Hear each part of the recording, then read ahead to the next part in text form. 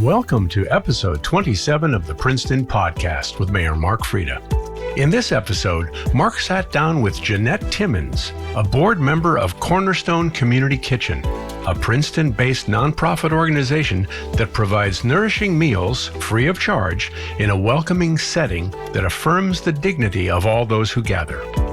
Jeanette also discussed other Cornerstone community programs, including their free clothing store and expanding healthcare services. Cornerstone Community Kitchen is an all-volunteer organization and collaborates with 26 generous community partners. So without any further introduction, let's join our host, Mark Frieda, and his guest, Jeanette Timmons, for episode 27 of the Princeton podcast. Jeanette, thanks for joining us today. Thank you for having me. Yeah. So, Jeanette, could you tell us what is the mission of Cornerstone Community Kitchen? So our mission is to, first of all, affirm the dignity of everyone who gathers at our community meal. And then we share a free, nutritious meal in a hospitable and safe setting every week. It is welcome and open to anybody who wants to come. It's not need-based financially. Anybody from Princeton or outside of Princeton is welcome to come and share our meal community style. Our other mission is to collaborate with other Princeton agencies to address the root causes of poverty and to always be alert for other opportunities that would benefit the less fortunate in the Princeton area. That's great. So, important detail, where is this actually located? We are located in the dining room of the Princeton United Methodist Church at 7 Van Deventer Avenue, which is the corner of Van Deventer and Nassau Street, right across from the Garden Movie Theater. There you go. So when was Cornerstone Community Kitchen actually started? So it was started in June 2012 by Larry Apperson. He was our founding leader, and we are a satellite branch of Task, Trenton Area Soup Kitchen. And it started with just 3 tables set upstairs, and they were worried that people weren't going to come. And 10 years later, we serve 80 to 100 people every Wednesday night. Wow. That's amazing. Yeah. So is there a board that runs this organization, or how is it managed? There is a board. It's an all-volunteer board, and it's a working board. So everybody volunteers at least once a month, but some others volunteer on a weekly or daily basis to make Cornerstone operate. So we have a chair and then a president and then board members. And so I'm a board member. Right. An active board member. A very active board member. So who are the community partners that help make Cornerstone Community Kitchen a success? So we are always getting new community partners. And so I've been kind of mulling this over and like, who are our partners? And I've come up with a list of 26 community partners that are nonprofits in town, government and municipal agencies, and also private businesses in town. And so first and foremost is Princeton United Methodist Church, who very generously gives us a lot of space, and Trenton Area Soup Kitchen, who provides the main course of our meal. And then we have many other local gardens, local businesses that donate fresh produce, non-perishables, fresh food to distribute at the meal for people to take home, people who donate to our clothing store, Bombas Socks, for instance. The police department donates to our coat drive every year. We have Lucy's Kitchen and Market. We have Wawa, Bombas Socks, Princeton University, the YWCA, Bentley Community Services, Share My Meals, Jewish Family and Children's Services, Cherry Grove Organic Farm, Lily Pies, Sustainable Princeton, Little Brook Elementary School, Jewish Center of Princeton, Princeton Mobile Food Pantry, the Princeton Public Library, Housing Initiatives of Princeton, Cafe Delicioso, the Unitarian Universalist Congregation of Princeton, Princeton Elks Club, College of New Jersey, Share My Meals.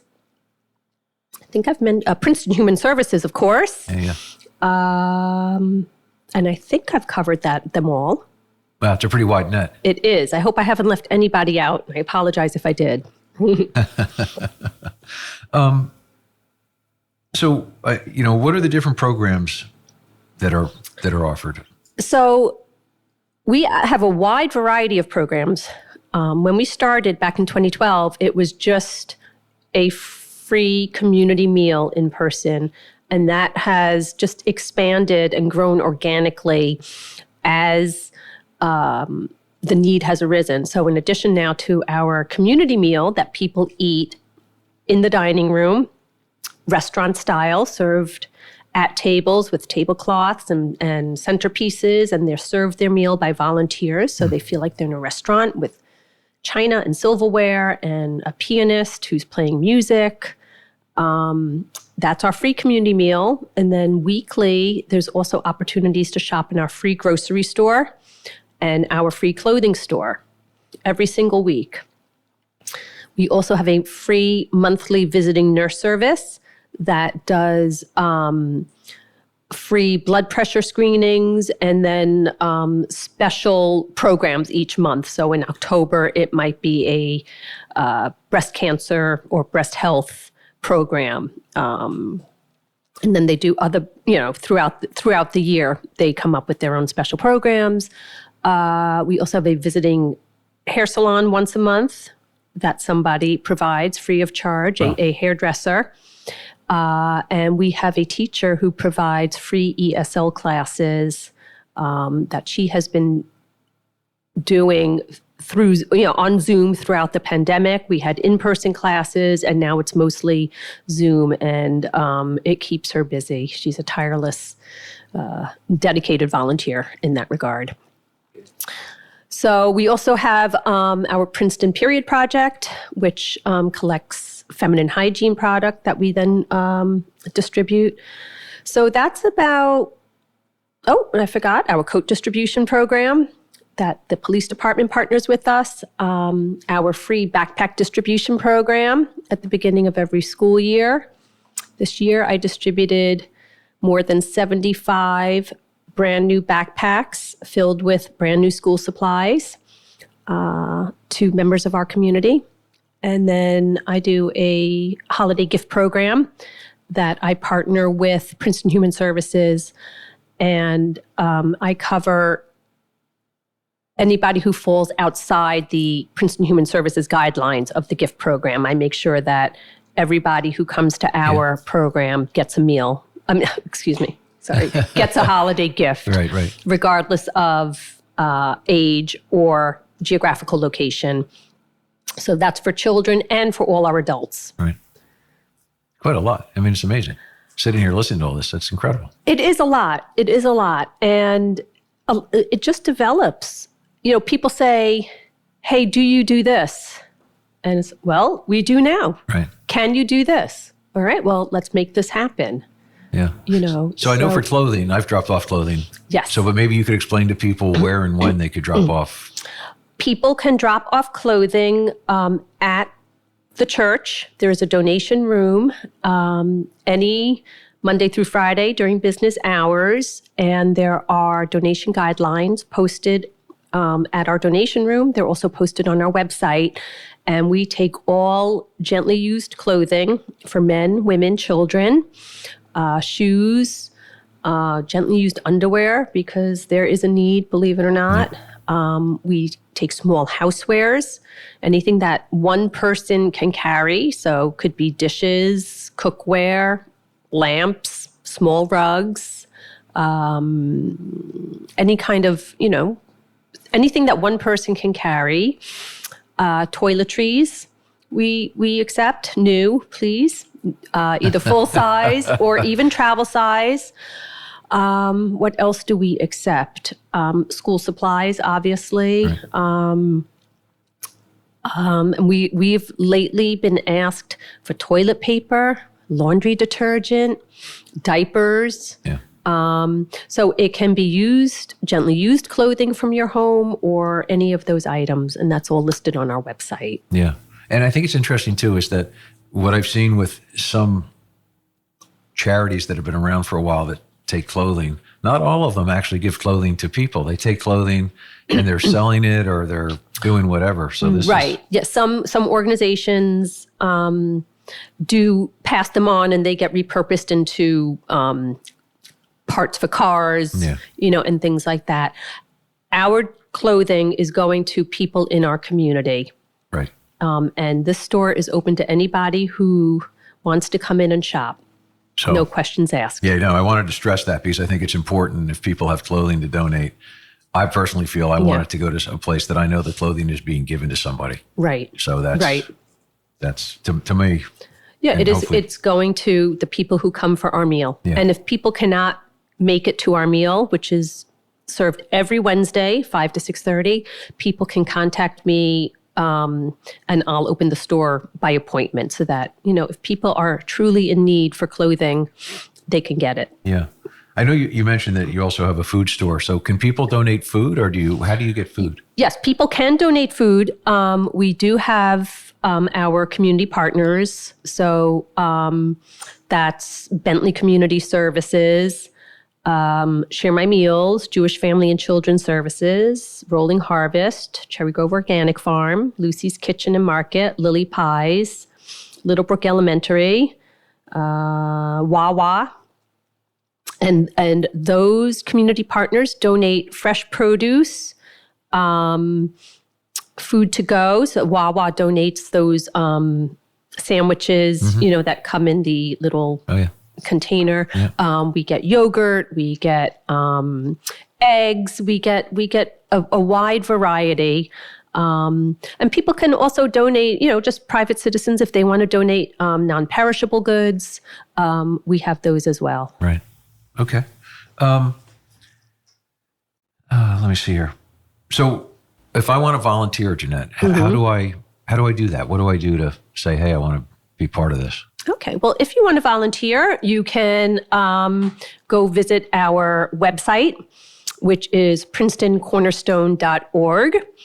And at the top of the homepage, there's a volunteer tab. Just click on the volunteer tab and you'll see where you can sign up to volunteer. There are all sorts of tasks that you can do every Wednesday, from setup to serving the meal to clean up, and also helping in the free clothing store. So there are lots of volunteer opportunities there. And people can just contact me as well. And we say, come on down. Good. So I'm sure Cornerstone Community Kitchen is a 501c3. It is a 501c3 charity organization. And we are an all-volunteer organization. So any money that is donated to us goes directly to our program. There's no salaries involved. That's great. So all the money goes to the program and the donations are tax deductible. Absolutely. Always a good point. Yes. Okay. So, I think I asked this question another way, but I'll ask it again. So Sure. If I want to get involved, I can volunteer with you. Mm-hmm. Is there anything else that people can do to help you other than like physically showing up? Or? Yeah. Besides physically showing up, you can donate clothing. You can donate toiletries. You can donate any of the household cleaning supplies that and things like that. You can make a cash donation.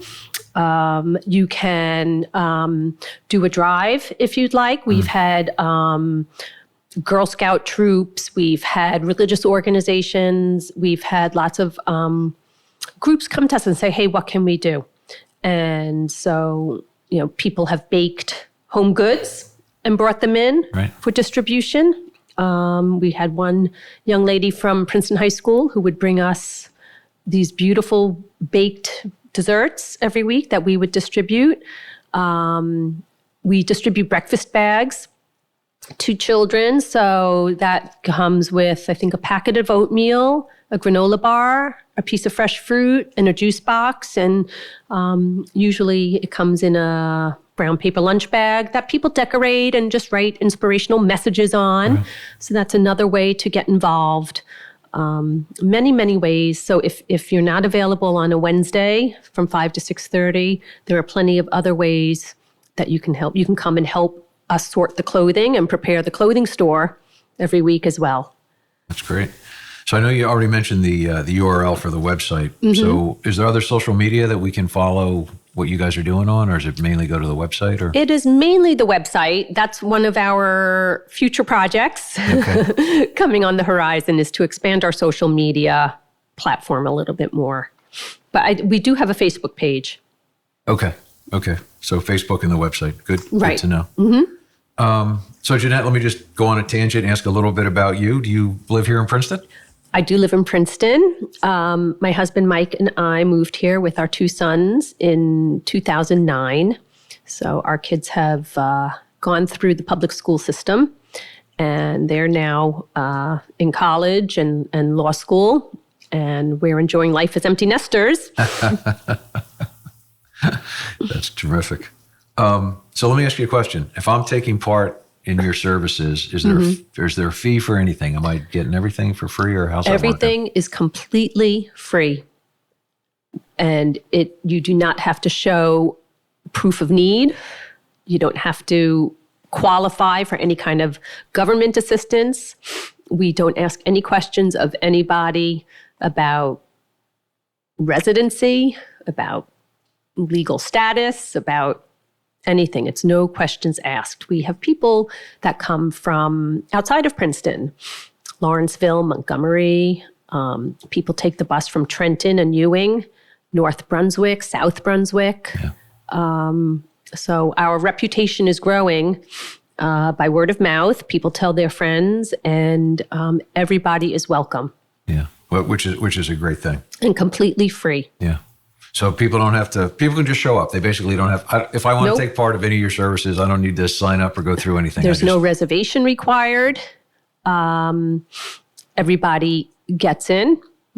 We do our best to make sure that everybody gets a sit-down meal, and everybody has an opportunity to shop in our free grocery store and free clothing store every week. Yeah.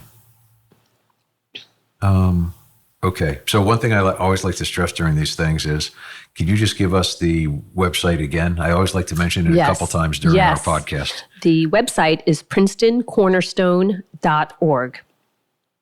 Okay. And then on that website, I imagine there's a donate or give now or something type of button, or? Yes, there is. Right near the volunteer tab, there is a donate tab. And on the donate tab, there is a line for Cornerstone Community Kitchen, and you can donate through there. Or at the very bottom of the donation page, there's an other category. So if you'd like to earmark your donation to Cornerstone Community Kitchen for something in particular, such as the holiday gift program, or the back to school backpack drive, or the Princeton Period Project, or the clothing store, you can say in other CCK or Cornerstone Clothing Store, Cornerstone Holiday Gift Drive as well. So it can go to our general program or to a specific program. Okay. So that's great. So it's interesting to me how you mentioned, like with the coat drive, you team up with the police department, because I know I've seen like their boxes here in the municipal hall that they have, and I guess they have other places they collect also. Right. But also, that all the different agencies and groups and other nonprofits in town that you mentioned, to have these kind of partnerships, how do you? So, what, you guys just go out and tackle these people, or how'd you get all these? Well, just by asking. A lot of the time, by asking people through. My involvement in other organizations, I cross-pollinate and volunteer at some of these other organizations as well. Yeah. And so when I'm at Cornerstone Community Kitchen, I'm chatting up my other volunteer projects. When I'm at my other volunteer projects, I'm chatting up Cornerstone Community Kitchen. What I really get out of this is volunteering at the grassroots level. Princeton is just full of people who want to help, who have social justice in mind, who realize that there is a group in need in town. And it's great to build relationships with a huge cross-section of Princeton that I would not normally know if I didn't do this volunteer work. Right, right. So the volunteer work is good, not only that you're actually helping a specific need, right, but all the other side benefits of, I'm learning more about the community, I'm meeting more people in the community. And yeah, I'm just building ties in the community that I would not have. I've met so many people at Princeton United Methodist Church that I would not have met before. Right. So CCK is a non-denominational program, even though we are based in a church. But I came to them in 2012, shortly after they opened, because my son had to do what we call a chesed project for his bar mitzvah. It's a volunteer project. And they opened in June 2012, and we came along in August 2012, and we found this. And I said, hey, do you want to try this? And we did. And we all loved it. My younger son loved it. I loved it. In fact, so much that I stayed on. But then my older son has volunteered at Cornerstone Community Kitchen. My husband, my mother. It's because of the ties to the community. So I've met this whole wonderful group of people from the Methodist Church, people from the Jewish Center I brought over. So we've created a lovely working relationship with the Jewish Center. The police department comes and serves. When we were before pandemic, they would serve, I think, once a month. Mm-hmm. And just all these other nonprofits. Plus our dinner guests, right, that I see all over town. And maybe I would not have known who they were before, but now I see them and I say, hey, how's it going? And they say, we are like a family. Our volunteers tend to be regulars. Our dinner guests tend to be regulars. And people sit at the same table week after week. And if someone's missing, people say, hey, where's so-and-so?